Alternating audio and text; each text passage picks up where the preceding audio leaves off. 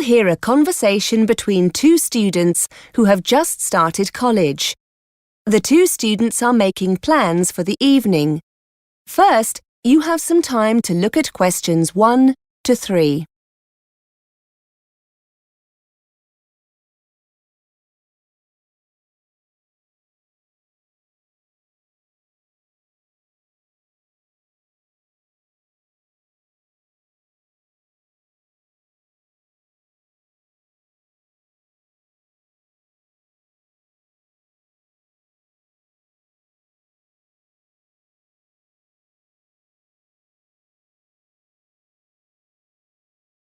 Now we shall begin. You should answer the questions as you listen because you will not hear the recording a second time. Listen carefully and answer questions 1 to 3. Hi Lydia, how was your French class? I enjoyed it. Francoise, the teacher, she's really nice and friendly. What about you? You're in the exam class, aren't you? Yes, it was good. There's a lot of work, but I think I'm going to enjoy it. Anyway, we were going to meet up later, weren't we? To see what the city centre's like. Do you still want to go? Definitely, yes. Some of the people in my class went out last night and had a great time. Where would you like to go? What would you like to do? I'm not that bothered, really. We could walk around for a while, do some window shopping, see some local sights. I wouldn't mind seeing a film later in the evening if you'd like to. My host family are cooking, so I don't think I'll be hungry for a meal or anything like that. I don't really want to stay out too late, no clubs or anything. What about you? Let's just see how we feel when we get there, shall we? My teacher told me it's late night shopping, so there should be lots to do. Shall I meet you after school? Before you hear more of the conversation, you have some time to look at questions 4 to 10.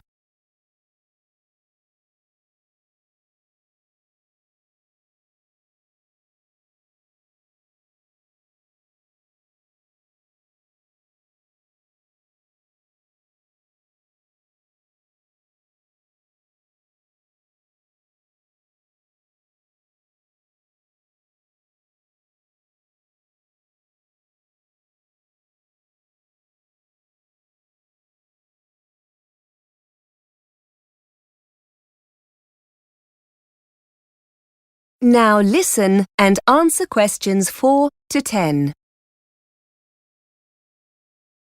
Well, I need to go back to my host family first. As I said, they're cooking me a meal and it'll be a chance to meet all their family. Shall I come to your house when I've finished? You're with the host family as well, aren't you? Yes, I haven't memorised the address yet. Wait a minute. Where's that card they gave me earlier? Here it is. Have you got a pen? Hang on. Right. Yes, what is it? OK, it's Mr. and Mrs. Andrews. You don't need that, do you? Here we are. The address. It's 60 Mayweather Road. It's in Coldfields, not far from the city centre, actually. My house is on the 14 bus route. It's easy to find. It's just across the road from the police station. If you get lost, here's the telephone number. 01764 388 64. Shall we say about 6? OK, that'll give me time to get ready. I'd like to find somewhere that sells paper and pens if possible. I'm sure you'll find somewhere. I'm hoping there's a bookshop. The teacher has recommended a good grammar practice book for the course. If we've got time, I could use this voucher the school gave us for a free coffee in the library cafe. Oh yes, I've got one of them too. Good idea.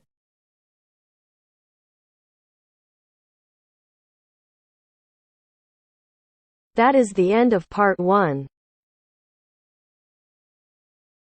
You now have half a minute to check your answers.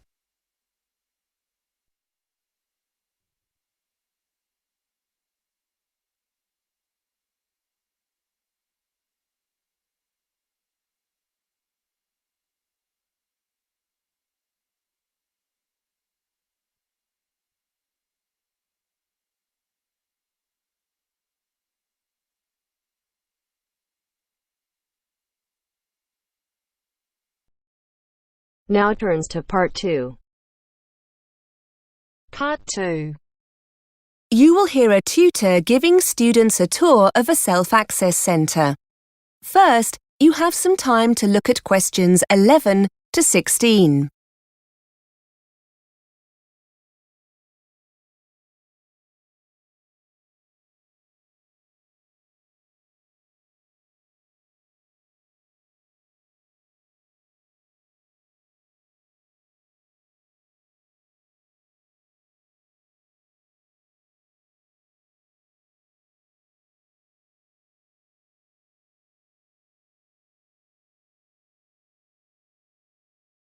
Now listen and answer questions 11 to 16. OK, so here we are on the first floor. The self-access centre is just along here on the left. This room's very popular with students and can get quite busy. When it's quiet, you can come here as often as you want, but if there's a lot of demand, such as coming up to exam time, we have to limit sessions to make sure everyone gets a chance to use the resources. If you'd like to follow me in. So, here we are. As you can see, it's a lovely bright room with lots of resources to help you with your English studies. Over there against the wall, we have a row of internet-connected computers. As you can imagine, these get taken very quickly with students wanting to check their email, Facebook, that kind of thing. Because of the demand, we ask students to try and stick to about 30 minutes maximum. You'll need to log in with your username and password. You should have created these already during your induction. Please do not share your details with anyone else, and please make sure you read our policy on using the internet. I mentioned the help desk earlier, and that's it over there, just past the computers in the corner. There are usually 2 members of staff available to help you, and these will often be teachers, so if you have any language questions, that's where you can go. Now, over there you can see the reference section. You'll find dictionaries, exam practice tests, vocabulary and grammar books. I should point out that these books are for reference only, and we don't offer a loan service. We are allowed to make photocopies of 1 or 2 pages, so if there's an exercise you need a copy of, ask the staff to help. Now, these computers on the oval table here, they're our high-spec PCs.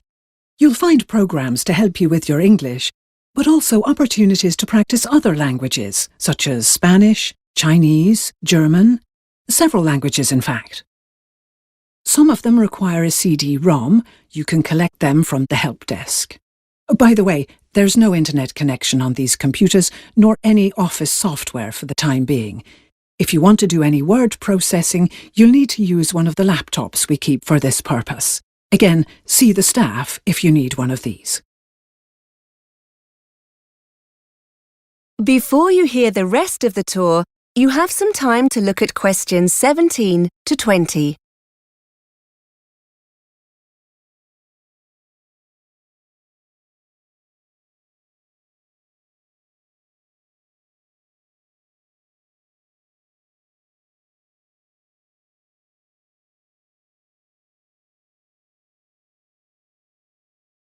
Now listen and answer questions 17 to 20. Some of you were asking earlier about extra listening practice, and these small rooms here are dedicated language labs. If you want to use this resource, see a member of staff to buy a set of headphones. And finally here on the left, we have 2 stands with our large collection of readers. These are simplified novels by well-known British authors like Charlotte Bronte, Charles Dickens and Shakespeare. The books are graded, and you'll find lots that will be appropriate to your level. Unlike the reference books, you can take these readers home and keep them for up to 14 days. I think that's everything. The centre is open from 8:30 till 5:30 during the week, so as your classes start at 9, those of you who get here early can use the resource before your lesson. Although it's open all day long, it's booked by a tutor for their class now and again, so you might not be able to gain access if you have any free time during the day. It's best to ask the tutor concerned if it's okay to pop in. Oh, and it's open on Saturday as well, just for a few hours, from 10 till 1.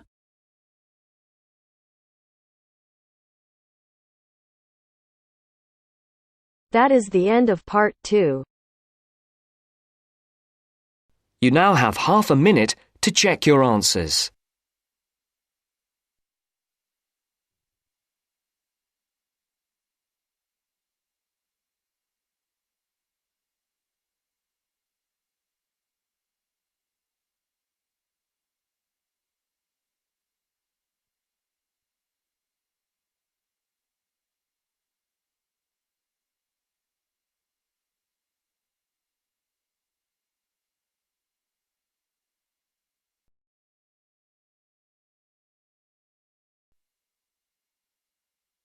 Now turns to part 3. Part 3. You will hear a tutor talking to a student during a tutorial. The tutor is giving the student feedback on an essay. First, you have some time to look at questions 21 to 24.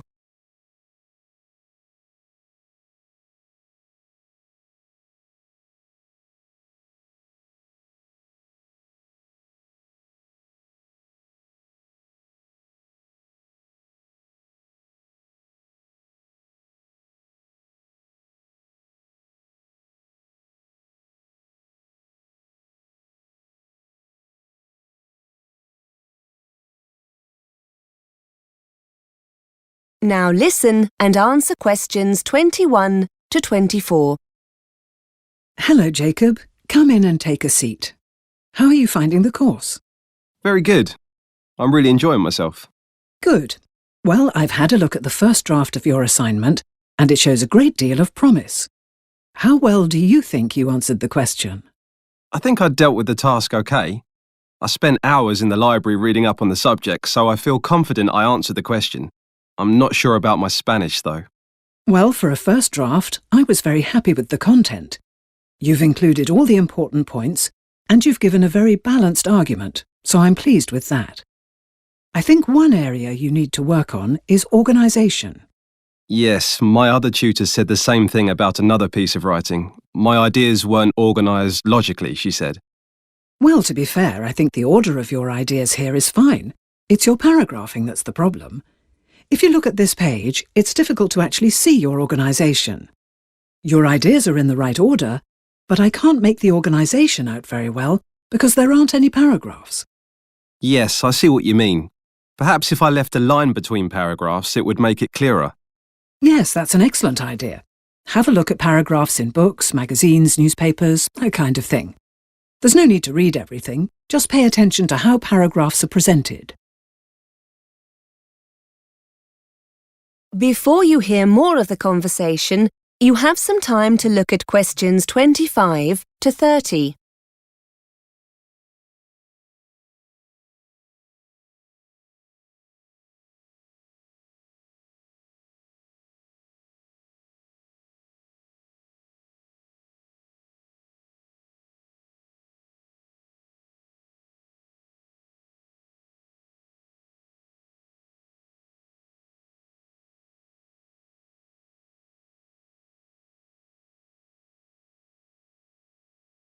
Now listen and answer questions 25 to 30. OK. I'll have a look at some of my friends' work as well. They don't seem to have this problem. What about the style of the writing? Is that OK? I've never really learnt how to write formally, so I'm always a bit worried about this when I write an essay. The register is very good, Jacob. No problem at all. You've used lots of nice set expressions we'd expect to find in a piece of writing like this, and used them very naturally. That's good. What about my Spanish? Your basic grammar is okay. You haven't made many mistakes, so that's good. What I would suggest is trying to experiment more with advanced sentence structures. Yours tend to be on the short side. That's okay when short sentences are required, but sometimes combining two sentences into one can make the essay flow more naturally. Have you got anything I can use to practice that? Any books or websites I could visit? Yes, no problem. I'll give you one of our worksheets in a minute. You can take it away and work on it before you write your second draft. Finally, another thing you could think about is using more advanced vocabulary. Again, the words you've used are fine, but there are more advanced synonyms that would fit more appropriately in an essay like this. Well, I've bought a thesaurus. Yes, that's just what you need. As you can see, I've underlined where I think you could make changes, but I haven't suggested any synonyms. Use your thesaurus to try and find some alternatives. That is the end of part 3. You now have half a minute to check your answers.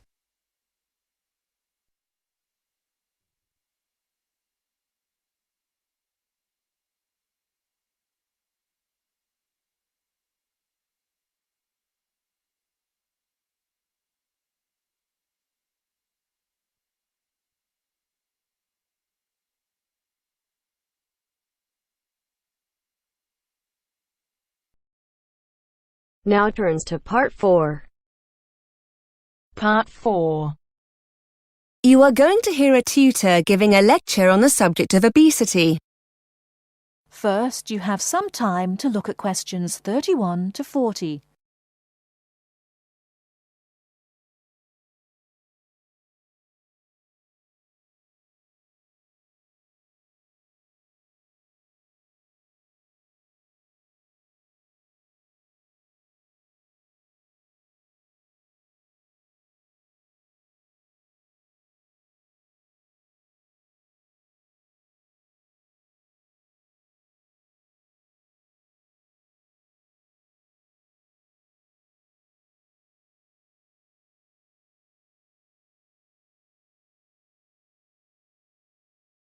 Now, listen carefully and answer questions 31 to 40. Good afternoon. Today we're continuing our investigation into obesity. We've looked at several factors causing obesity, including lack of exercise and a general sedentary lifestyle, and the role the media plays in promoting the consumption of high-calorific food. In the coming weeks, we'll go on to examine serious eating disorders, such as anorexia nervosa and bulimia nervosa. The decline in formal eating times within the family and the subsequent increase in the degree of snacking that takes place have had a significant effect on obesity. Today, we're going to turn our attention to an example of this, what has been termed emotional hunger or emotional eating, as opposed to the consumption of food to satisfy a physical need. Studies have uncovered how our emotional state can lead to us eating more than we physically need. It was originally believed that negative emotions brought on through depression or anxiety were the main cause of this. But it is now acknowledged that positive emotions can have a similar effect on our eating habits. Not everyone is susceptible to emotional eating, and even those who do suffer have highly individual symptoms. However, there are common themes. It seems that people who are already overweight are more susceptible to emotional eating when suffering negative emotions than those who are underweight. Equally, excessive eating of this kind can happen during or after happy events, when larger meals than normal tend to be eaten. So, what are the signs that someone is eating to satisfy an emotional stimulus? Well, there are several differences between emotional and physical hunger. Those experiencing emotional hunger will feel the urge to eat all of a sudden. This compares to the gradual sensation of hunger that occurs with a physical stimulus. Interestingly, and I'm sure many of you will recognize this, when you're eating to satisfy an emotional need for food, the craving will often be for a specific item, like a pizza or something sweet like ice cream. In this kind of situation, nothing else will really satisfy the craving. When the urge to eat is driven by a physical need, you're far less bothered about what you eat. Emotional hunger makes the individual feel the craving must be satisfied immediately by whatever the specific kind of food is. I'm sure we've all experienced that feeling. I must have some chocolate now. In contrast, the need to satisfy sensations of physical hunger seems less urgent. Emotional eaters will carry on eating even when they're full. A person eating to satisfy a physical hunger will be more likely to stop. Finally, and probably not surprisingly, feelings of guilt often follow emotional eating, but not when eating normally. This has serious consequences for those working with patients suffering with obesity. One way to deal with this is to educate sufferers into understanding the different symptoms of physical and emotional hunger, and to try to help them identify the pressure points during a typical day when daily stresses occur. Being conscious of one's eating habits is the first step in dealing with the problem.